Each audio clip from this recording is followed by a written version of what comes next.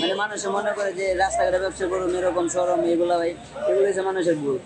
আপনি যদি ব্যবসা করেন আস্তে আস্তে তাইলে মনে করেন অনেক কিছু করতে পারবে। আমার এই ব্যবসা মাসে আপনার 20 থেকে 25,000 টাকার মতো ইনকাম হয় ভাই। আমি মনে করি যদি শিক্ষিত হয়ে খালি চাকরির পিছনে ধরে তাহলে কিন্তু হবে না। আপনার এগুলো পাশাপাশি যদি এখন নিজে কিছু করতে পারে তাইলে মনে করি আমি ভালো কিছু হবে। আমার নাম ভাই শাহিন, গ্রামের বাড়ি আপনার কিশোরগঞ্জ। আমি আপনার এসএসসি পরীক্ষা দিয়ে দিয়েছি 2023 সালে। আমি তো আপনার মাদ্রাসার লাইনে করছি, এগুলো নর্মাল সাবজেক্ট আর কি। আগে মাদ্রাসার লাইনে করতাম, এখন আপাতত ভর্তি হয়ে নাই, চিন্তা ভাবনা করতে সামনে ভর্তি হবো এসএসসি মাদ্রাসা আলিম পড়তে আর কি, আলিয়া মাদ্রাসায়। আপনার এই ব্যবসা করতেছে আর কি, চিন্তা ভাবনা করছি যে আবার ইন্টারে ভর্তি হয়ে যাবো সামনে। আমার এই ব্যবসা মাসে আপনার 20 থেকে 25,000 টাকার মতো ইনকাম হয়। পুঁজি আমার কমই, পুঁজি ভাইয়ের সাথে ব্যবসা করি তো, মাল টাল ভাই দেয়, আমি মানে লাভ পার্সেন্ট আমার কাছে থাকে।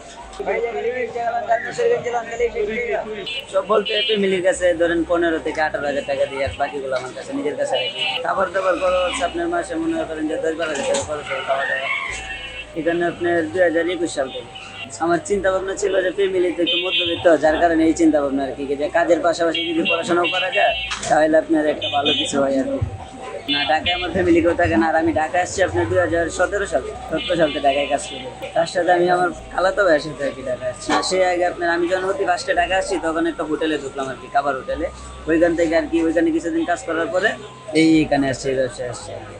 এখান থেকে আসছি, এখানে আমার বড় ভাই আর কি, যে বোন জামাই আর কি, উনি কাজ করে, উনি আমাকে এখানে নিয়ে আসছে।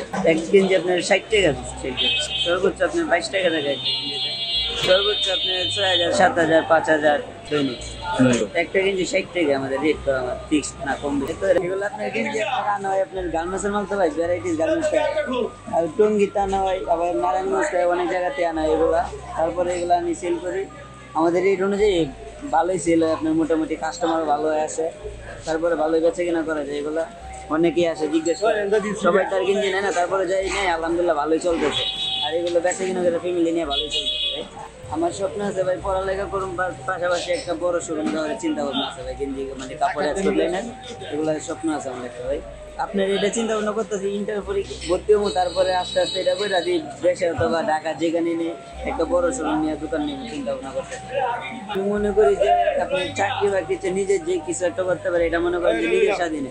আমি যেটা করতেছি আপনার পড়ালেখা করতেছি, বাট পাশাপাশি ব্যবসা করতেছি, কিন্তু কেউ কিছু বলতে পারে না আমাকে। আমি নিজের ইচ্ছায় চলতেছি, নিজের ইচ্ছায় সব কিছু, আল্লাহর মধ্যে সব মিলিয়ে ভালোই আছে ভাই। আমি মনে করি যদি শিক্ষিত হয়ে খালি চাকরির পিছনে ধরে তাহলে কিন্তু হবে না। আপনার এগুলো পাশাপাশি যদি এখন নিজে কিছু করতে পারে তাহলে মনে করি আমি ভালো কিছু হবে। কারণ যদি আপনি যে পড়ালেখা করবেন চাকরির আশায়, ওইটা কিন্তু ভাই ভুল ধারণা মানুষের। আপনি ওই পড়ালেখার পাশাপাশি যদি একটা নিজের বিজনেস করেন অথবা যে কোনো কিছু করেন, মানে মানুষে মনে করে যে রাস্তাঘাটে ব্যবসা করুন এরকম শরম, এগুলো ভাই, এগুলো হচ্ছে মানুষের ভুল। আপনি যদি ব্যবসা করেন আস্তে আস্তে তাইলে মনে করেন অনেক কিছু করতে পারবে।